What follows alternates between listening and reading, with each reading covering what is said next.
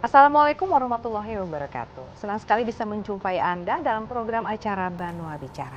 Pemirsa, dalam memperingati hari ulang tahun Televisi Republik Indonesia yang ke-63 tahun, TVRI menggandeng Badan Pangan Nasional untuk menggelar gerakan ataupun kegiatan bazar gerakan pangan murah di seluruh Indonesia. Nah, di Kalimantan Selatan, acara ini juga akan dilaksanakan sama bertepatan pada tanggal 2 Agustus 2025. TVRI Kalimantan Selatan menggandeng Dinas Pertanian dan Ketahanan Pangan Provinsi Kalimantan Selatan untuk menggelar kegiatan tersebut yang dilaksanakan di halaman kantor Dinas Pertanian Tanaman Pangan Provinsi Kalimantan Selatan yang ada di Banjarbaru. Nah, untuk mengetahui lebih jauh tentang kegiatan ini dan bagaimana diharapkan dampaknya kepada masyarakat, saya sudah menghadirkan dua orang narasumber untuk berbicara tentang hal tersebut. Langsung saya akan memperkenalkan kepada pemirsa, narasumber yang sudah hadir adalah Kepala Dinas Pertanian dan Ketahanan Pangan Provinsi Kalimantan Selatan, Bapak Insinyur Haji Samsir Rahman MS. Assalamualaikum Bapak. Waalaikumsalam Ya, warahmatullahi apa kabar wabarakatuh. Bapak? Alhamdulillah baik. Ya, karena kita berada di kantor Dinas Pertanian dan Ketahanan Pangan, suasananya hijau. Ya Pak, sesuai dengan tupoksinya. Iya. Menanam. Sampai kiamat. Sampai kiamat. Oke, baik. Nah, dan kemudian dari TVRI Kalimantan Selatan kami juga hadirkan Ketua Panitia Pelaksana dari Bazar Gerakan Pangan Murah ini, ada Bapak atau rekan saya, Wirianto Hadi. Apa kabar? Kabar baik, Ibu Dewi. Iya.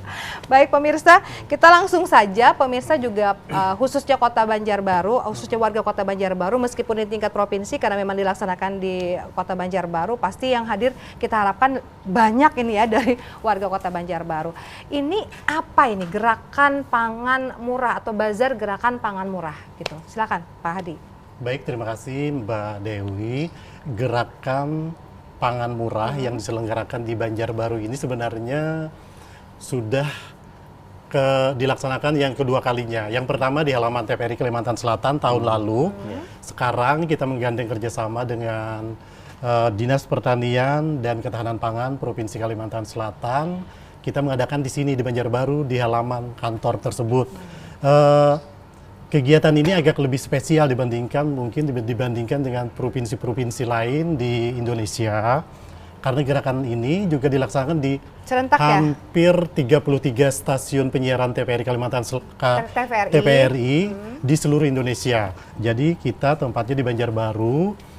Kenapa jadi spesial? Karena di sini kita akan ada dangdut keliling, program unggulan TVRI Kalimantan Selatan juga hadir pada tanggal 2 nanti di sini. Kemudian ada lomba mewarnai. Teman-teman yang punya anak kecil dari tingkat SD sama TK, silakan bergabung untuk mendaftar. Masih ada slot. Ingat, masih ada slot. Tanggal 2 kita rame-rame sambil dangdutan, sambil mewarnai. Mamanya belanja, seperti itu. Namanya belanja. Harapannya semakin banyak pengunjung, semakin banyak yang membeli, semakin laris manis Pak ya. Apalagi kan kegiatan ini kan tujuannya untuk bagaimana menjaga ketersediaan dan juga keterjangkauan, artinya harganya murah dong. Tapi kita tanya dulu ke tuan rumah ya, bener nggak seperti itu? Nah tapi sebelum itu sebenarnya kan gerakan pangan murah ini kan bukan hanya 2 tahun seperti yang dilaksanakan TVRI Kalimantan Selatan. Sebelumnya tadi di halaman TVRI, menggandeng Dinas Pertanian juga sebenarnya, tapi dilaksanakan di halaman TVRI.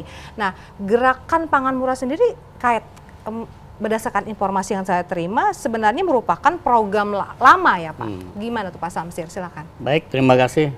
Assalamualaikum warahmatullahi wabarakatuh.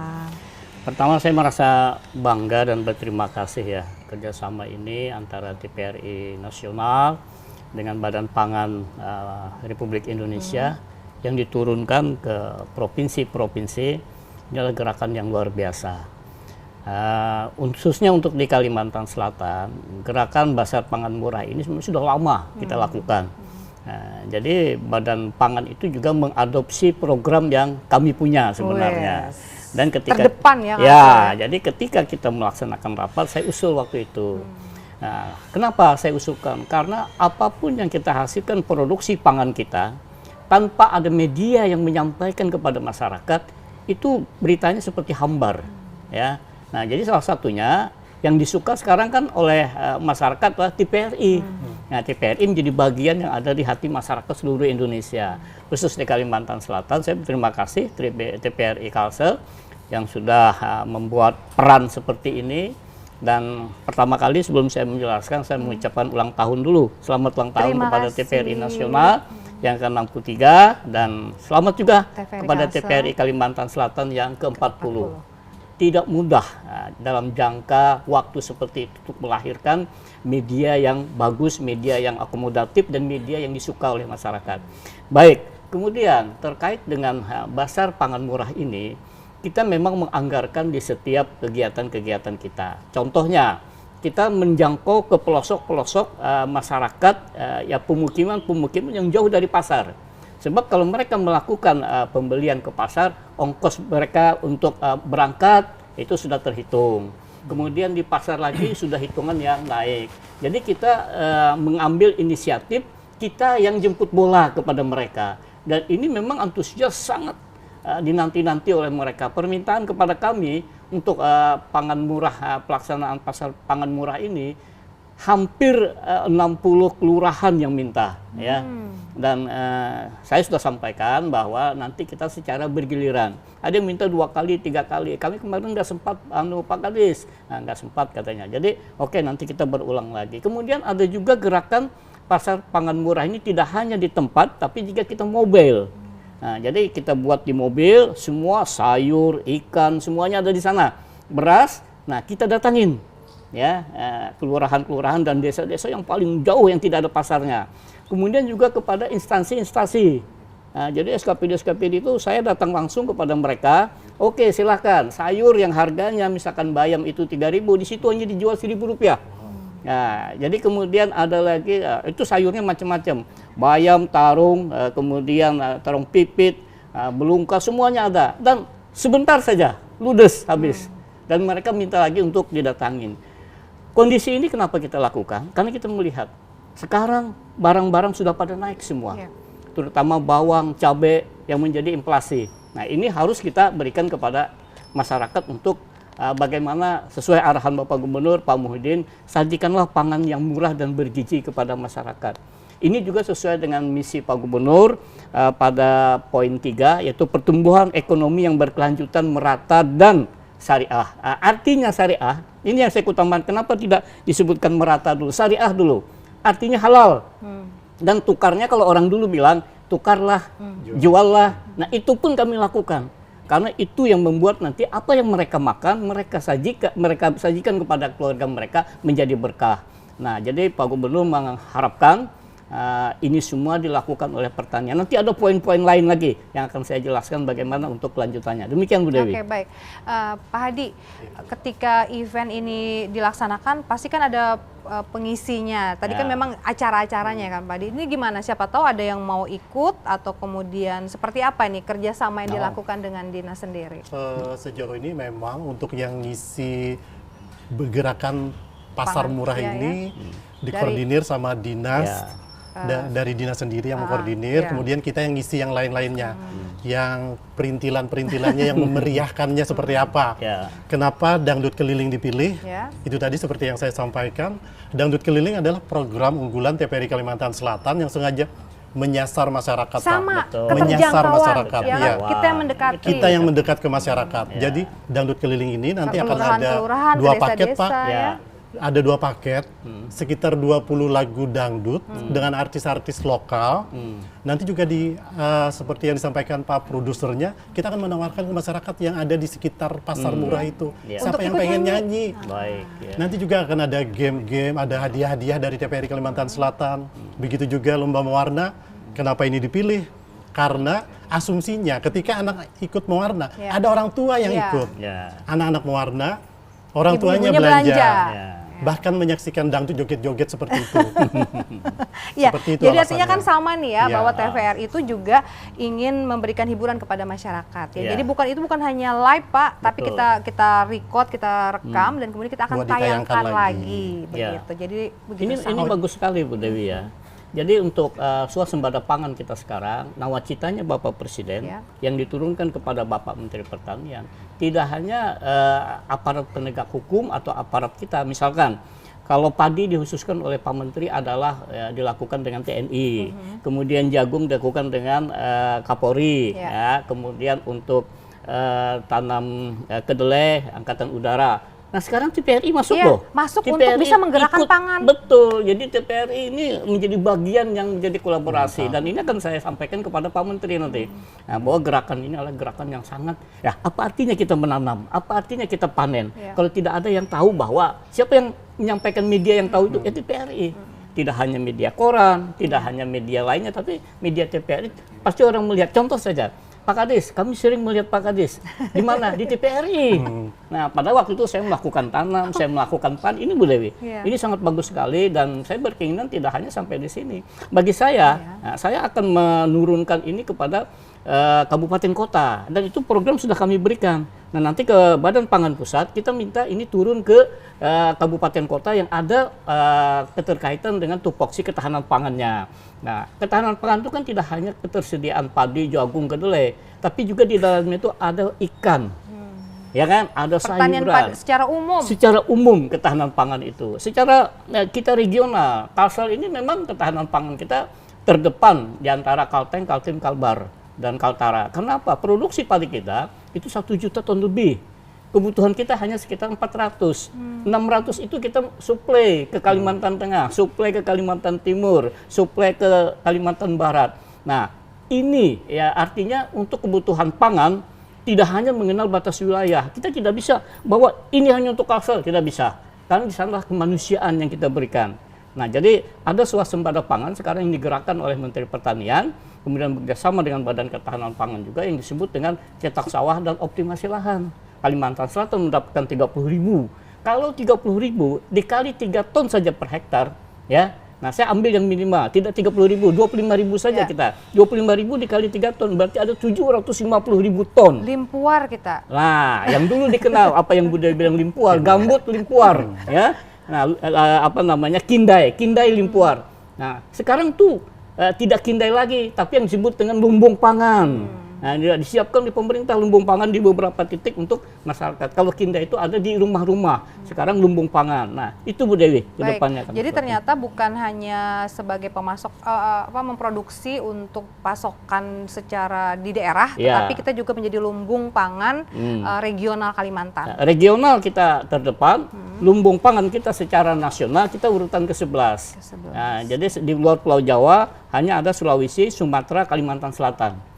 Ini yang harapan Pak Menteri. Yang lain tidak banyak saya berharap katanya. Itulah yang menjadi kita kan Kalimantan sih selalu berangkulan, selalu bekerja sama. Kalau kemarin kita kerjasama dengan TNI, Polri dan lainnya, hari ini kita bekerja sama dengan TPRI lagi. Saya sangat berterima kasih dan ini adalah media yang sangat luar biasa. Baik Bapak. Nah, ketika sebuah program dilaksanakan atau dibuat, kan tadi tujuannya termasuk dengan bazar gerakan pangan murah ini kan Bapak tadi bilang karena memang untuk bisa menjaga ketersediaan dan meningkatkan keterjangkauan. Artinya kan ada yang belum tersedia ataupun terjangkau. Tapi tadi Bapak juga menjelaskan bila kita ini limpuar, tapi itu beras karena kita bicarakan secara umum. Nah, di Kalimantan Selatan sendiri apa bahan pangan yang memang agak susah untuk tersedia dan dijangkau oleh masyarakat yang masih memerlukan pasokan dari luar daerah begitu Pak? Baik, upayanya jadi gini, apa? Yang paling beberapa tahun belakang agak susah itu adalah bawang. Bawang merah, apalagi bawang putih ya. Bawang merah kita sudah kerjasama dengan Probolinggo, kemudian dengan NTB, itu kita lakukan. Tetapi ada kesusahan ketika mereka juga susah. Nah, terpaksa kita mencari ke Endekang, Sulawesi. Ketika Endekang datang ke sini, nah ini juga dilempar ke Probolinggo karena mereka membutuhkan. Nah, inilah bentuk kerjasama kesepakatan yang harus memang berapa kebutuhan di sini harus kita bisa membagi jeda waktu, harus bisa membagi musim, ya. Nah, ketika tanam berapa kebutuhan Kalimantan Selatan ini tidak boleh diganggu gugat. Berapa kebutuhan Kalimantan Timur, berapa kebutuhan di Sumatera. Itu Pulau Jawa sekarang sedang memapping itu. Kita tidak bisa selamanya tergantung kepada betul. Nah, sekarang kita sudah memodif. Ya, kita modifikasi, kita siapkan yang diminta oleh Pak Gubernur. Kita punya lahan yang namanya Bukit Merangkul yang akan kita tanami bawang dan akan kita tanami cabai. Setiap SKPD itu ada 5 hektar Nah, ini ide yang bagus sekali Pak Gubernur dan kami akan mempersiapkan lahannya. Saya terima kasih Pak Gubernur dan ini menjadi bagian nanti kita bisa mandiri, berdiri di atas kaki sendiri. Nah, kemudian yang lainnya nanti pada saat basar, nah kita akan mendatangkan bawang-bawang itu dari UKM-UKM kita yang sudah ada.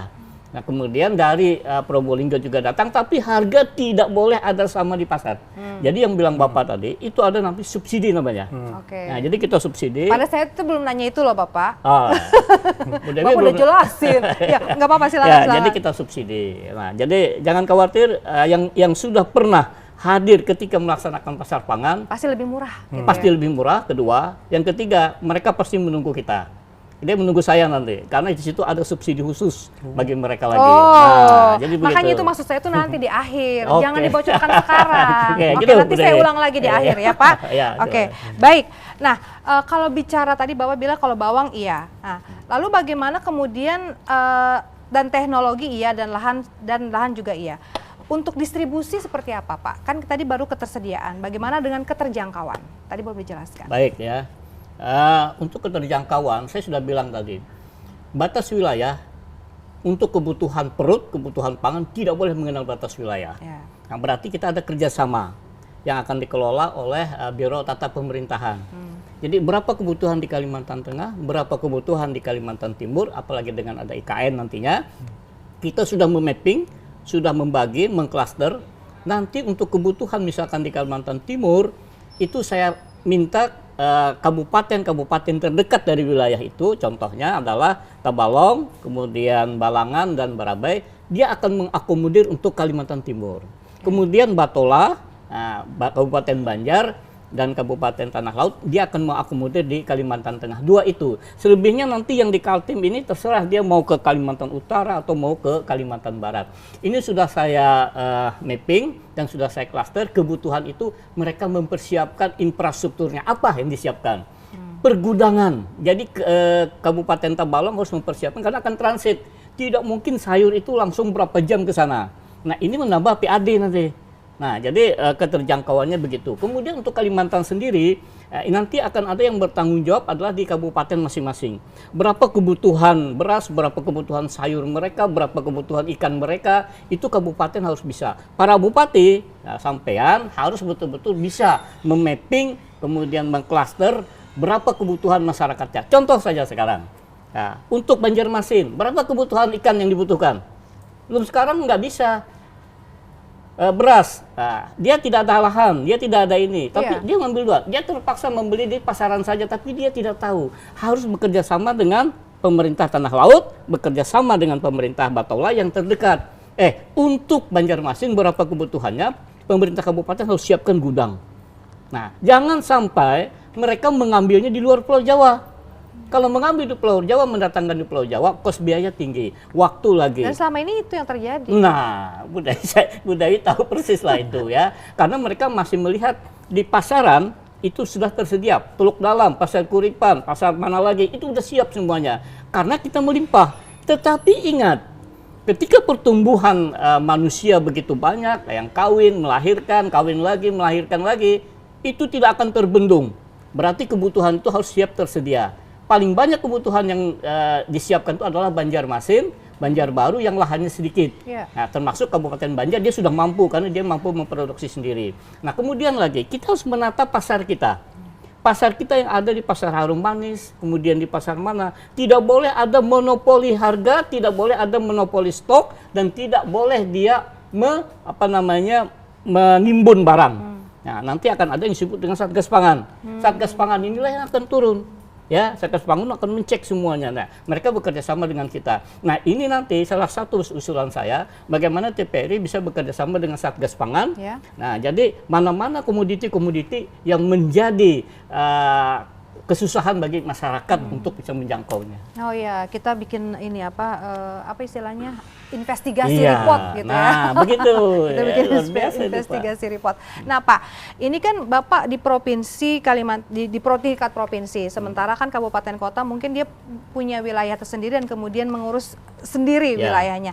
Nah itu sampai sejauh mana Bapak bisa provinsi sendiri untuk bisa ikut campur dan tanda putih seperti tadi distribusi dan sebagainya, karena kan memang selama ini kayak Banjarmasin sendiri paling banyak permintaannya, tetapi mereka paling tergantung terhadap kapal-kapal ya karena distribusinya dari luar Pulau Jawa. Nah dan Bapak hadir dengan program itu gitu, sampai sejauh mana mereka bisa dikoordinir gitu Pak? Baik, kita ada yang disebut dengan tim ya.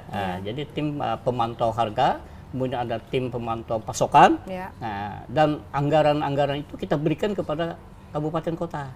Nah, apabila mereka tidak memberikan laporan, tidak menyampaikan kebutuhan mereka, kita akan stop anggaran itu. Jadi gitu, jadi kita beri mereka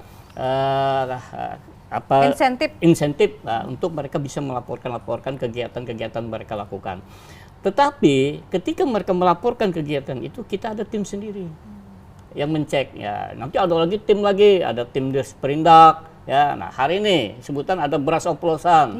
Nah ya kan Disperindak sudah turun tuh duluan. Ya, indikasi katanya boleh silakan karena tupoksi mereka. Nah sekarang kita lihat nanti yang dioplos itu beras apa? Apakah beras lokal? Apakah beras premium, apakah beras unggul? Nah itu kita lihat nanti, pasti kita semua. Selama ini kita kerjasama dengan Reskrim terkait dengan pemantauan di lapangan, tidak hanya padi, beras, tapi juga komoditi lain, minyak goreng, kemudian lainnya itu banyak. Ini harus menjaga keterjangkauan, harus menjaga keamanan, dan harus menjaga distribusinya. Ini Bu Dewi yang kami lakukan. Oke, baik. Nah setiap periode atau kemudian 5 tahun sekali pergantian kepemimpinan tentunya pasti ada program-program baru ya Pak, dan masyarakat harus tahu nih. Betul. Biar mendukung. Nah untuk saat ini nih Pak, kalau kita tahunya bahwa pencanangannya tuh adalah Kalimantan Selatan adalah gerbang logistik ya IKN. Nah sekarang arah kebijakannya tuh mau dibawa kemana nih Pak Kalsel? Karena tadi kan Bapak bilang kalau dari sisi beras, tanaman beras kita tuh sudah limpuar. Nah sekarang ini mau dibawa kemana nih Kalsel? Apa tetap mengarah ke sana atau ada hal yang baru lagi Pak? Baik, kalau yang dicanangkan oleh Pak Gubernur melalui visi misi beliau menjadi gerbang logistik itu harga mati. Ya, dan itu sudah kita lakukan, saya jelaskan pertama tadi beberapa kabupaten. Tapi tidak hanya komoditi beras. Nah sekarang sayuran. Nah, sayuran sudah kita kirim loh Bu Dewi. Kita sudah mengirim. Sudah, Batola itu sudah mengirim ke IKN itu 1 hari 1 truk. Nah, kemudian Barabe, HST juga sudah mengirim ke sana. Ya, jadi di sana tuh tergantung kita sekarang. Nah itulah yang dicanangkan oleh Bapak Gubernur, Pak Muhyiddin dan Pak Wakil Gubernur Pak Asnur untuk bagaimana kita menjadikan gerbang logistik ini kontinu. Nah tapi kan kita ada masalah musim. Nah ya kan musim nggak bisa selamanya. Nah jadi kita bekerja sama dengan petani-petani yang itu kita arahkan mereka. Pada saat ini mereka nanamnya buah naga. Pada saat ini mereka nanamnya misalkan jagung, ya. Nah, agar mereka bisa menyesuaikan musim tapi menghasilkan. Jangan sampai pada saat musim tidak bisa, mereka nganggur, mereka tidak menghasilkan apa-apa. Nah, ini sudah kita edukasi dan juga kita sudah ada bekerja sama dengan bagian penyuluhan yang disebut dengan Brigade Pangan. Nah, jadi Brigade Pangan kita dapat bantuan dari Kementerian Pertanian berupa alat-alat pertanian yang modern. Nah, ini untuk membantu percepatan produksi kita agar bisa lebih banyak. Kebutuhan kita sekarang untuk Kalimantan Selatan dengan adanya alat. Nah, biasanya kalau kita mengatam itu dengan yang orang bilang ini dengan ya. Nah itu sekarang tidak lagi, kita menggunakan combine. Menggunakan combine itu 1 jam sudah cepat selesai. Kalau dulu 1 hari selesai. Satu. Ya, yang kedua, kita menanam sekarang tidak lagi nanam yang begini, ya, jongkok. Nah, sekarang sudah ada drone. Jadi tinggal nabur. Ya. Tetapi ada dampaknya. Apa dampaknya? Buruh tani tidak mendapatkan penghasilan. Nah, ya, ketika teknologi muncul, sumber daya manusianya terabaikan. Ya. Tapi mau tidak mau, suka tidak suka, kalau mau mengejar produksi memang begitu. Seperti di Belanda, seperti di Prancis, Belgia, mereka hamparannya itu satu petani itu minimal dia punya 5 sampai 10 hektar. Tetapi petani kita dia punya 1/4 setengah hektar. Makanya lalu dibuatlah kelompok tani. Tapi memadukan kelompok tani hati banyak itu susah. Nah, jadi harus memadukan dari awal. Nah, jadi inilah identifikasi kita terhadap kelompok-kelompok tani. Nanti ada lagi bantuan apa? Sama seperti Koperasi Merah Putih dan lain itu ada keterkaitan dengan kelompok tani kita. Nah, kemana memasuknya nanti harus ada petani-petani yang di seputar itu yang memasuk ke sana. Jadi ketika mereka berproduksi, ketika mereka menghasilkan, mereka juga terayomi dengan ada yang membeli. Iya, betul. Jadi bukan hanya digenjot ketika untuk bisa memproduksi, tetapi juga penjualan, pemasarannya sudah ada. Siap. Nah, jangan-jangan banyak harganya. Betul. Kurang, jadi kerjasamanya itu dengan Alfamart, dengan apa semuanya begitu. Nah, jadi off-taker namanya. Off-taker itu harus siap di atas untuk menampung. Nah, ini Bu Dewi. Jadi dari hulu produksi, hilirnya pangan, ketahanan pangan. Nah, jadi ini yang kami kerjakan semuanya. Tidak mudah melakukan ini, tapi harus dengan hati nurani. Tidak mudah untuk melakukan ini, tapi harus dengan hati nurani. Ya, Pak, tadi kan Bapak tadi bilang bahwa teknologinya udah. Nah, terus bagaimana dengan sumber daya manusianya juga untuk meningkatkan adaptasi mereka terhadap perkembangan teknologi? Di samping tadi Bapak tadi bilang, ya mungkin kalau untuk urusan bagaimana tenaga ini kemudian harus menyingkir sedikit karena teknologi itu ke dinas pekerjaan dinas tenaga kerja. Tapi saya bicara ketika sumber daya manusia ini untuk mengadaptasi perkembangan teknologi ini apa yang dilakukan? Ada program-program apa Pak dari Dinas Pertanian sendiri, Pak? Program yang kami lakukan adalah yang disebut dengan program Pemuda Tani. Jadi pemuda tani jangan mengejar ke kota. Tidak ada pekerjaan di kota. Orang yang banyak duit banyak aja bagaimana di pertanian dia bisa menginvestkannya. Nah, itulah teknologi yang harus dipakai oleh petani kita yang lulusan sarjana. Back to basic dia ke pertanian. Ada sarjana hukum, ada sarjana ini, ada sekolahnya, ada binteknya untuk mengoperasionalkan alat-alat mesin pertanian tadi. Mereka harus bergabung. Mereka harus apa sih yang bisa dilakukan di sini brigade pangannya? Kalau misalkan brigade pangannya bisa di sini tanaman jagung, dia kelola jagung dari hulu sampai hilir. Dari dia menanam, menyemai sampai berhasil, dia lakukan pengeringan, dia lakukan pengepakan, kemudian bungkusnya dia buat sendiri sampai dia menjual. Kebutuhannya masuk di dalam BP tadi, ya brigade pangan yang dikelola dengan administrasi. Ayo siapa sarjana yang kerjanya di akuntansi, siapa yang kerjanya di ekonomi. Bagaimana membuat ini agar bisa? Itulah program kedepannya. Tidak banyak berharap dengan petani-petani yang tua. Urat mereka sudah tidak bisa lagi.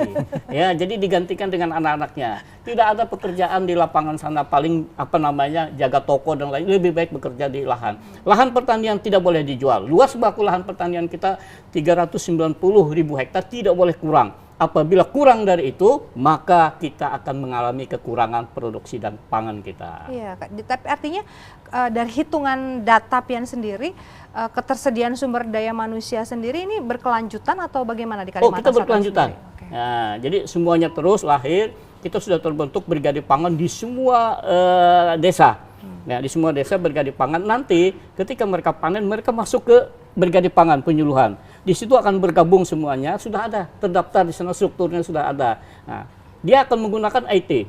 Di mana yang membutuhkan beras, di mana membutuhkan jagung, dia tinggal kontak. Bapak perlu berapa? Nah, jadi media main sekarang. Nah, nanti kalau suatu saat TPRI bisa ikut, masuk meliput di situ bersama-sama dengan brigade pangan.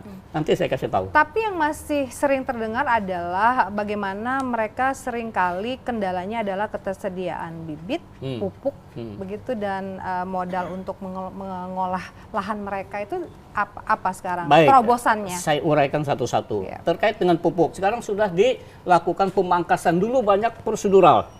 Harus disusun RDK, RDKK, harus para pelurah. Sekarang tidak ada lagi para pelurah, harus para kepala dinas, tidak ada lagi kepala dinas. Harus tanda tangan bupati, tidak ada tanda tangan bupati. Jadi penyusunan di tingkat kelompok tani itu bisa langsung nanti ke yang disebut dengan badan penyuluhan. Nah, jadi masuk ke sana karena sudah terekam di sana berapa luasan per orang, berapa kebutuhan mereka pupuknya. Nah, lebih dari itu tidak ada lagi kios pupuk tidak ada, kan disitulah terjadi yang disebut dengan manipulasi. Nah, pupuk bisa orangnya sudah meninggal bisa masuk di situ. Kemudian yang mendapatkan misalkan si Amin yang datang Iman. Nah, itu nggak boleh, nggak ada lagi. Nah, itu masalah pupuk. Kemudian masalah permodal sudah dibuka yang disebut dengan KUR, kredit usaha rakyat. Nah, bunganya sangat rendah. Nah, tetapi kan yang petani kita, dia tidak bisa datang ke perbankan. Nah, dia juga paling nggak pakai sendal. Nah, ini perbankan harus masuk turun ke bawah. Mereka jemput bola, berapa yang dibutuhkan oleh petani. Nah, cuman perbankan pasti tanya, siapa yang menjamin ini? Oke. Ya kan, Iya, kalau saya kepala dinas, saya jamin. Karena melihat tapi kan nggak bisa, Bapak masa menjamin ribuan orang? Nggak mungkin kan. Nah, jadi kita berbagi nanti Ibu Dewi. Nah, kepala dinas kabupaten silahkan jamin untuk itu. Nah, permodalan sudah, pupuk sudah, apalagi? Ya, oke. Pupuk dan permodalan sudah beres nih artinya. Artinya kan begitu. Tinggal satu Bu Dewi. Dia mau tidak? Oke. Karena ini nggak ada alasan. Ya, bagi yang pemuda bekerja di lahan pertanian harus turun ke sawah. Ya. Dia nggak mau becek-becek. Apalagi yang perempuan. Nah, nanti susah minikur, pedikur. Nggak ada urusan sebenarnya seperti itu. Oke, ya. baik. Iya, oke, baik ya. Melanjutkan Medipedi tadi, Pak. Ya. Kita Medipedi dulu sambil kita istirahat sejenak. Untuk pemirsa tetap bersama kami di Banua Bicara.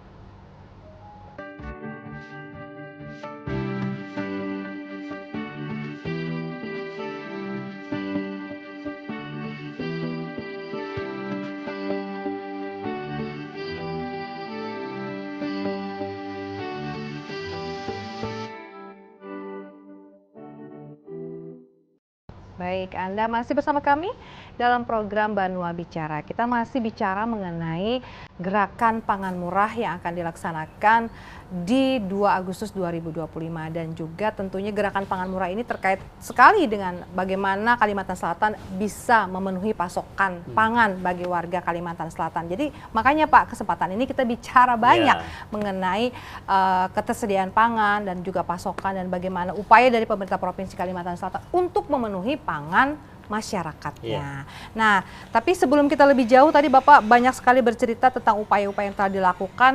Kita menyegarkan lagi nih perhatian kita kepada acara kita. Nah, Pak Hadi,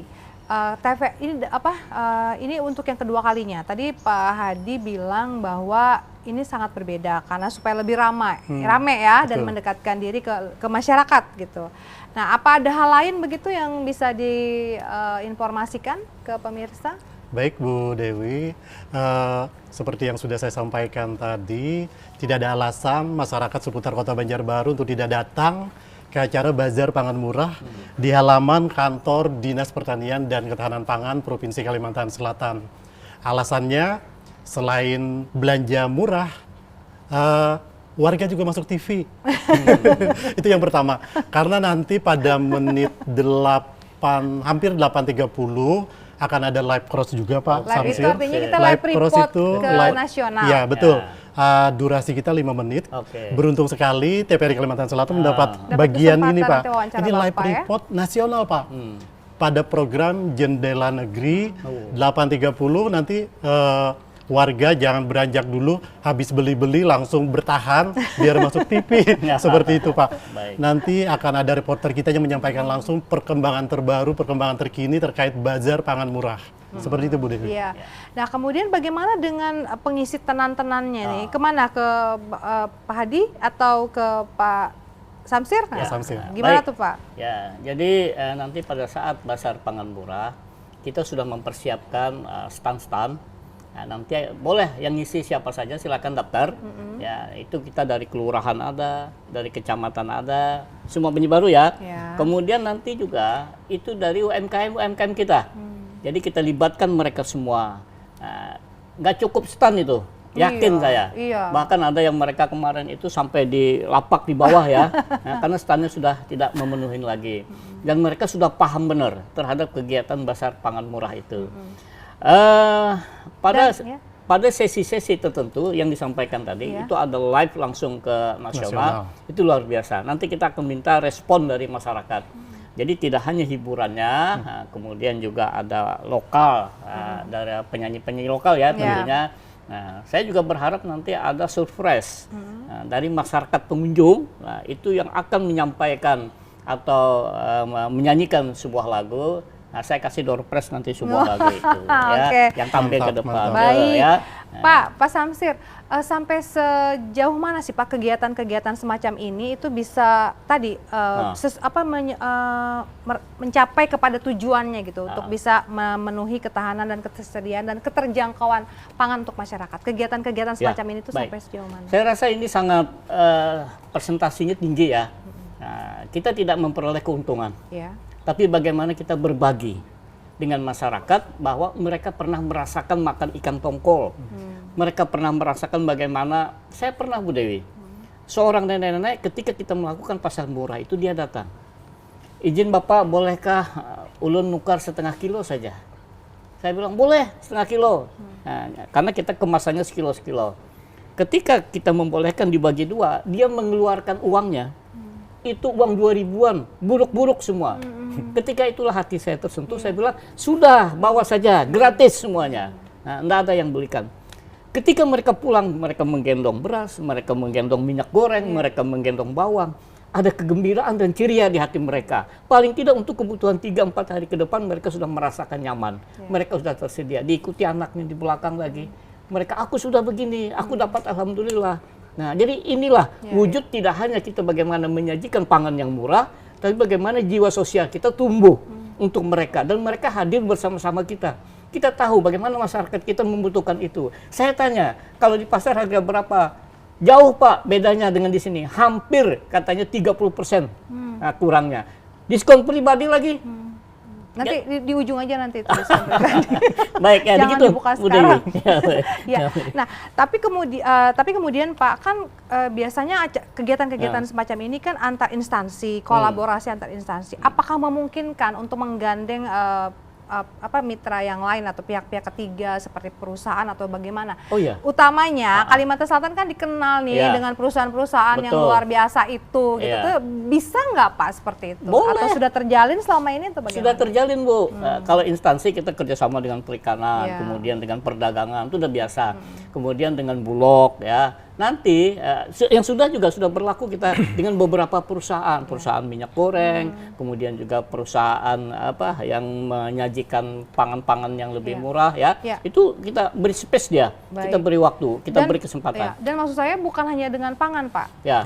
Kan ini yang namanya gerakan seperti ini biasanya memang ada subsidi. Nah, apakah memungkinkan perusahaan-perusahaan yang di luar pangan, misalnya pertambangan atau kemudian industri yang bisa membantu subsidi tersebut, apakah itu dimungkinkan Pak? Sehingga banyak lagi program dan kegiatan-kegiatan seperti ini itu bisa dimungkinkan. Sebenarnya memungkinkan Bu Dewi. Jadi begini, kalau ada sebuah perusahaan, mereka banyak karyawan, iya kan? Nah, mereka bisa membeli. Kalau mereka membeli ke lain, tiap hari tuh mereka ada beli sayur, mereka beli minyak goreng, mereka beli semuanya, harganya kan mahal. Nah, mereka bisa membeli di sini, tapi mereka mensubsidi karyawannya.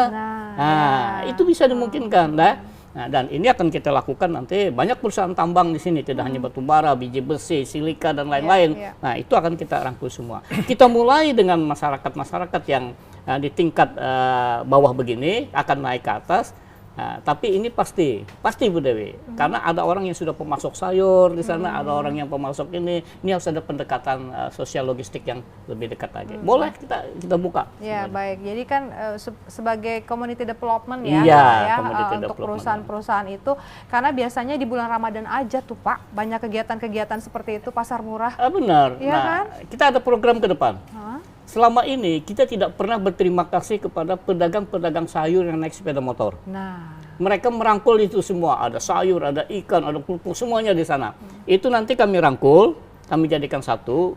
Nah, mereka yang menuju desa mana kita arahkan, subsidinya dari kita harganya. Nah, jadi per mingguan, mereka akan ambil di tempat kita. Mereka beli sayur jumlahnya sekian di sini juga ya. Nah, nanti kita subsidi dia menjual dengan harga yang murah, tapi lebih murah daripada harga sebelumnya. Nah, itu ada ribuan itu. Jadi kita coba nanti, kemudian saya sebenarnya pengen bulan kemarin, tapi hari sangat sibuk sekali. Nah, saya sudah mendata, Pak Anto sudah menyiapkan itu semuanya. Nanti kita lakukan dulu sosialisasi sama mereka. Nah, minggu ini giliran kelurahan mana. Nanti minggu depan kelurahan mana lagi. Nah, ini tidak berlaku di Banjarbaru, tapi di tiap kabupaten. Oke. Nah, kita lakukan seperti itu. Jadi mereka serentak jam 7 atau jam 6 pagi mereka sudah berangkat. Nah, tapi isinya semua kita yang atur. Oh, begitu. Untuk bisa memenuhi kebutuhan Iya. masyarakat. Gizinya yang juga Gizinya, kan. sekarang kita lari ke gizi Gizinya, lagi. Ya, gizinya. oke. Karena kita juga terkaitan dengan makan Bergizi. Makan bergizi. Yes. Makan gratis. Makan MBG. Makan bergizi gratis.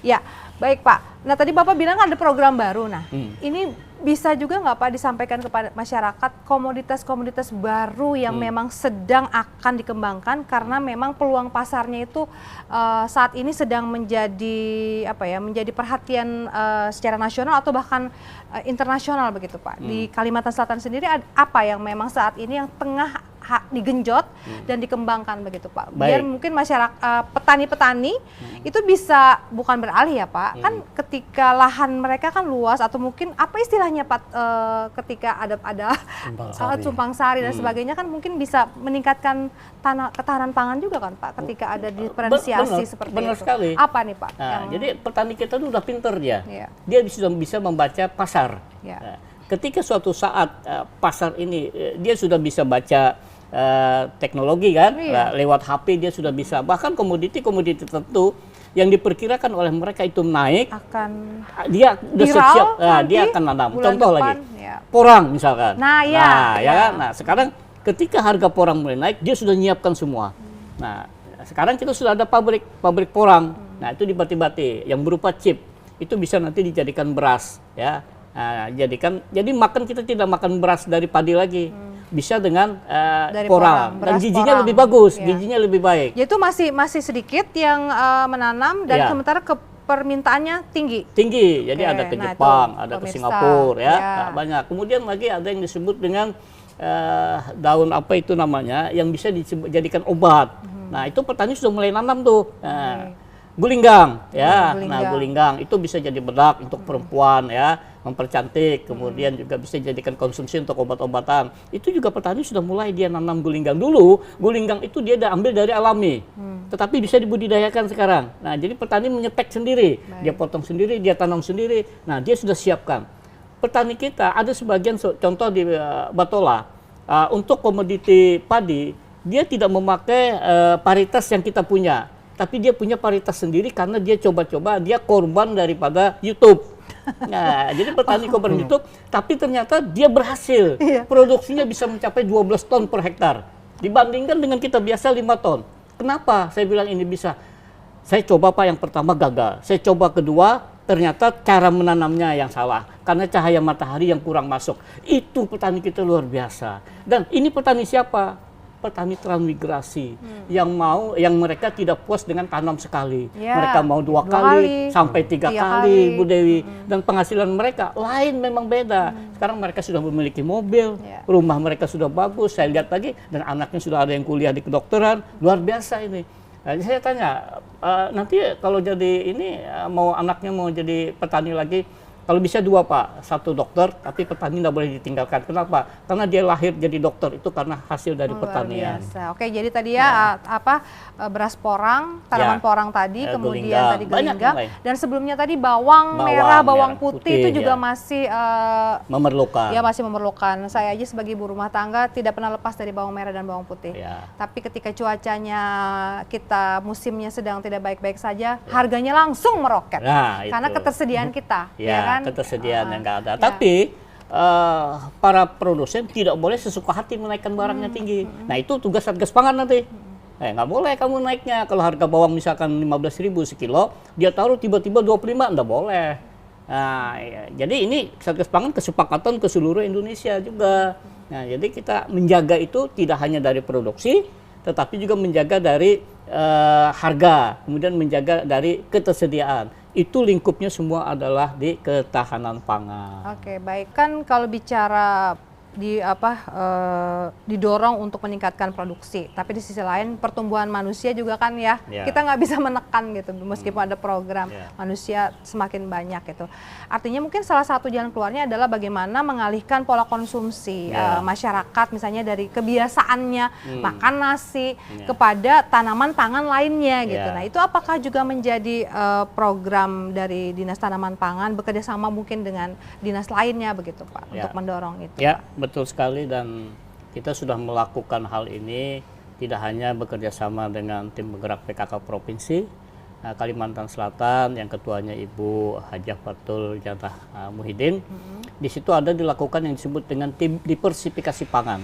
Kemudian ada keragaman pangan dan juga ada yang disebut dengan rasa pangan yang berbeda. Nah, jadi dari 3 unsur ini semua kabupaten beda-beda. Batola beda dengan Tabalong. Ya, misalkan Tabalong itu menampilkan talepok, bagaimana dia mendiversifikasikan pangan itu. Nah, tapi kita batasi, bukan disajikan untuk bahan dasarnya beras, tapi komoditi lainnya.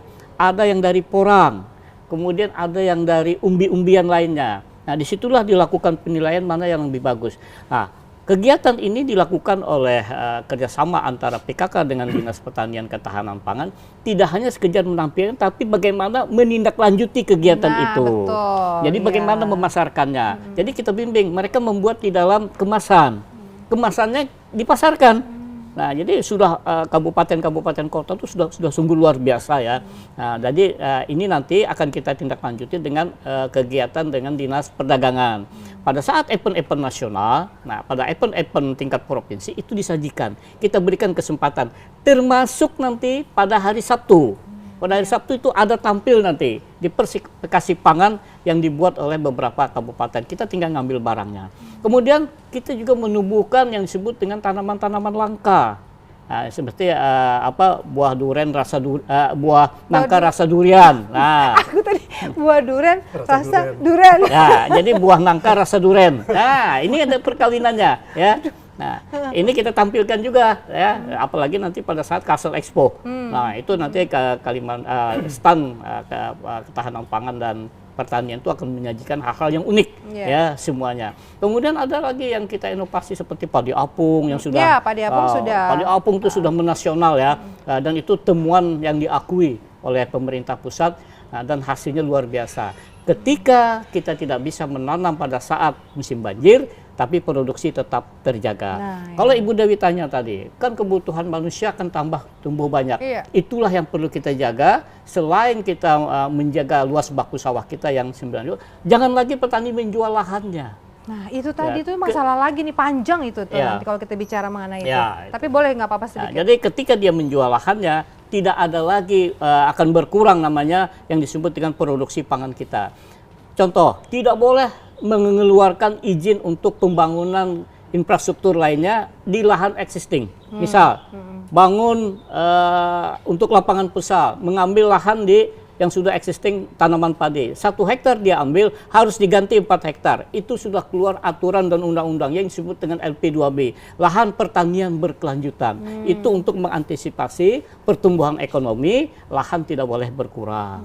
Nah, kemudian ragam berikutnya adalah tanam 1 kali, kita minta petani yang sudah puas menjadi 2 kali, 2 kali menjadi 3 kali tanam. Kita lakukan lagi gerakan yang disebut dengan OPLAH, optimasi lahan, optimalisasi lahan.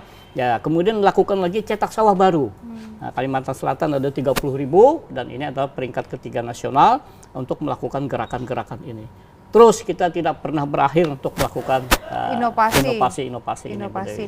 Jadi memang ada aturannya ya pemirsa ketika kita menggunakan lahan yang existing. Tapi memang harus kita akui banyak daerah-daerah Kalimantan Selatan kita bicara sebenarnya itu memang daerah lahan pertanian kemudian beralih fungsi. Betul. Apakah memang itu seperti memang masih dimungkinkan ya? Tapi katanya dengan alasan mereka bisa mengganti lagi di daerah lain untuk lahan pertanian ini. Jadi begini, tidak mudah kalau satu hektar lahan yang diambil itu butuh waktu menjadikan lahan yang betul-betul eksis itu minimal butuh waktu 5 tahun. Ya kan? Nah, jadi 4 hektar yang dia gantikan itu akan bagus tumbuh produksinya apabila 5 tahun ke depan. Itu disebut existing itu. Itu yang lahan existing, dan itu menjadi incaran semua orang. Bangun gudang, bangun lapangan futsal, bangun Alfamart, bangun Indomaret, bangun tempat pijat lagi, retail dan sebagainya. Nah, jadi ini harus selektif.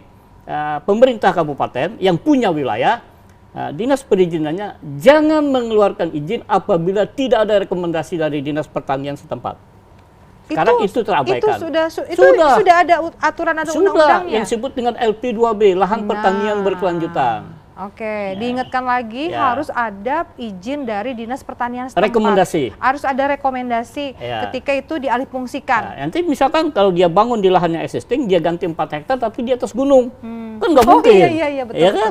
Nggak bisa, jadi dia harus beli dulu lahan yang di dekat situ yang harus ada 4 hektar. Itu baik. Ya, nah ini banyak sekali program ataupun inovasi yang sudah dilakukan untuk bagaimana bisa menjamin ketersediaan pangan pada masyarakat, dan masyarakat bukan hanya terjamin ya Pak, tapi bagaimana itu bisa mudah dijangkau, aman dan dan yang paling penting adalah murah.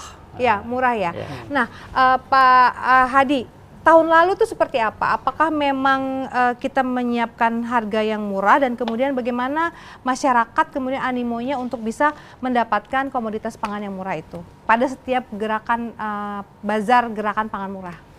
Kalau tahun kemarin memang antusiasnya luar biasa ya, karena di halaman TPRI Kalimantan Selatan bahkan 1 jam udah ludes Pak.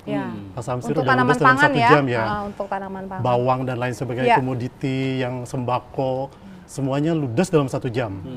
Bahkan untuk kita live cross saja hampir orang-orangnya udah pada pulang ya. Makanya kan melakukan live report yang sama Pak, kan jamnya sama ya rata-rata. Itu tuh sudah habis barangnya, komoditasnya yang dijual, begitu kan?